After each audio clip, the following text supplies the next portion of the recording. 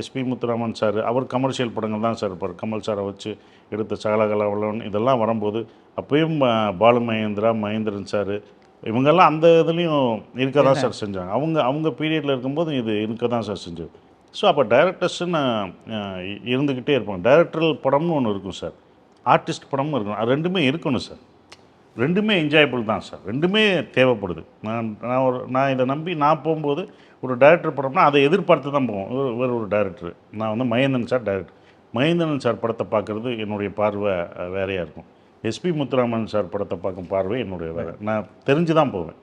அவர் கமல் சாரை வச்சும் ரஜினி சாரை வச்சு எடுக்கும்போது வேறு, மகேந்திரன் சார் கமல் சாரை வச்சு ரஜினி சாரை வச்சு Balu Mahindra sir, Mahendran sir, Bharathi Raja sir, Balachander sir எடுக்கிறது வேறு.